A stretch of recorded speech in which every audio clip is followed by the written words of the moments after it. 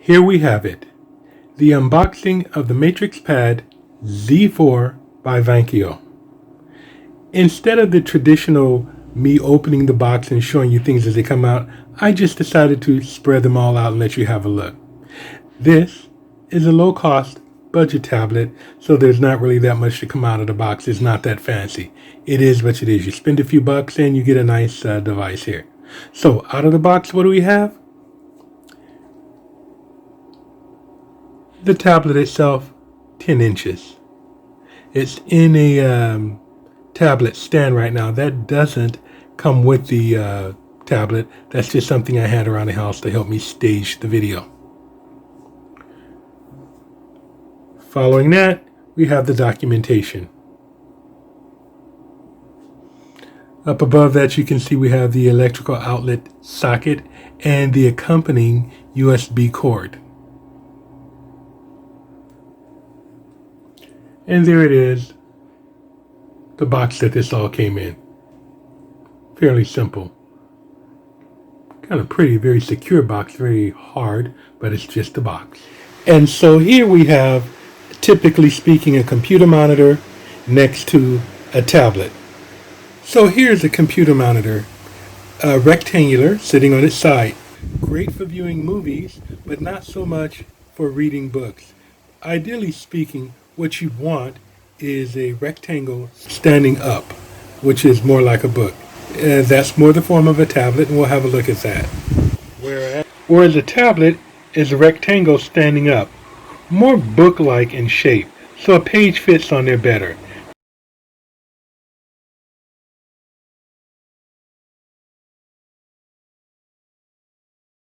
So optimally speaking, you want something that resembles more book, more of a rectangle standing up, more like a 10-inch tablet. And that's why I went with the 10-inch tablet. There are a couple of other reasons that I prefer a tablet or I need a tablet as opposed to a desktop or a laptop. One is it's much more comfortable for me to grab a tablet and lay on the couch and read, or lay in the bed and read, or sit up and read. Another reason, a tablet is lighter than a laptop and certainly more portable than a desktop. A tablet, in many cases, is lighter than the books I'm reading. When your books are 300-400 pages, they become pretty heavy. They are 2, 3, 4, 5 pounds. That gets to be pretty heavy. This tablet is like a 1-pound tablet, so it's very advantageous in that way. And there's one more additional thing: cost. The books I like to read for pleasure generally run $49 to $149 a book. You go through 5, 6, 7 of those in a year, and you've spent quite a bit on books. If you can find the book on the internet in a digital form, in a PDF form, in an EPUB form, these are all digital formats used for reading books on the internet. If you can find a book that way, it's generally 80% cheaper than the paperback book that I buy. And oftentimes the paperback book, written by the same author, same title, a few years older because it was written a few years earlier, it was an earlier version, is often cheaper, if not free, in the paperback form. So there's another cost-saving manner. And one other thing, you might not find the exact book you want, but you can certainly find a book on the same subject matter for free most of the time. So your choices are expanded tremendously if you move to the digital format of reading things that are in PDF format and things that are in the EPUB format. You also can take advantage of the latest trend of digitizing books. There are now digital libraries such as the Gutenberg Project. They have gone back and scanned, digitized all the classics, as well as new books. So you can go back and read the classics. You can get them from the library meaning it's going to be free, and you can read them on your tablet or your desktop or whatever if you can read them in a digitized form. So that's another advantage to being able to read books in a digitized form.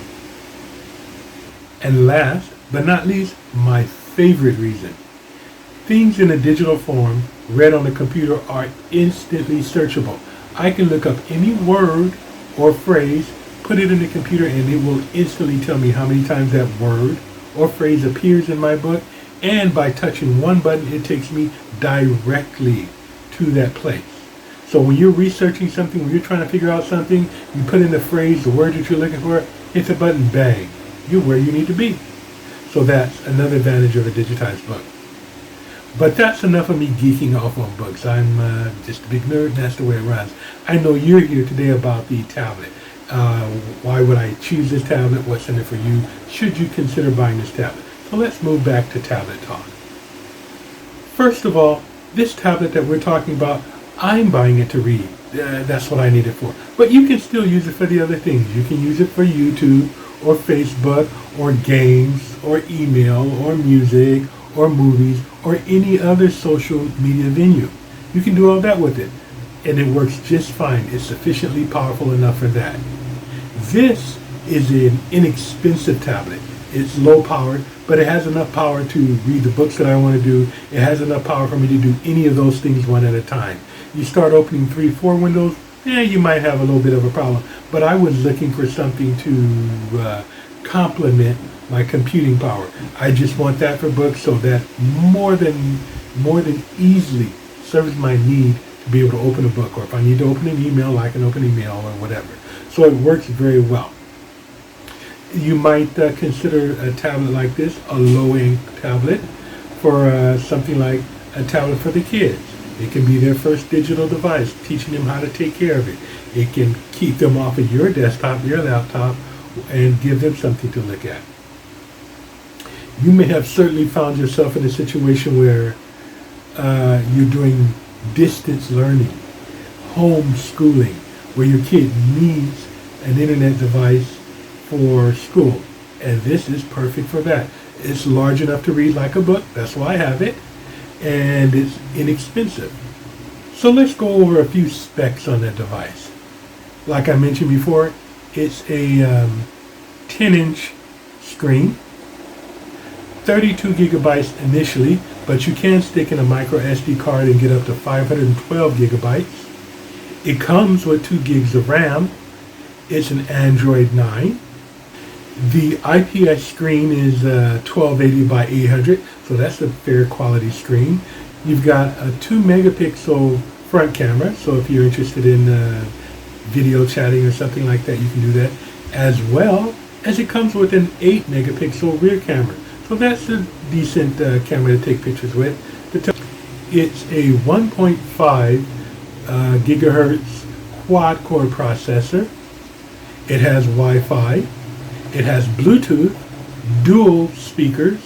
You might be asking yourself, what does this lovely thing cost? It cost me $89, maybe 90 US, or about 4,500 in pesos.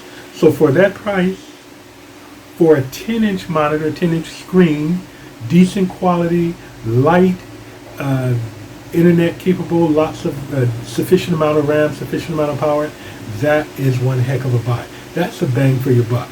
That's a good device. That I would certainly recommend to you. And so here we have the tablet on. As I mentioned before, it's an IPS screen, 1280 by 800, so that's a decent resolution. 1.5 gigahertz processor. So that means that the transition from screen to screen seems to be decent. This is more of an unboxing, so we won't go through too much, but as you see, a quick touch of an app, it opens up. So it's a fairly quick machine. What can we I want to play something, but I don't want a copyright violation, so I guess not. Anyway, there you have it, the MatrixPad by VANKYO. That's another episode here at Telecom Dog, where we're all about the travel, tech, and talk.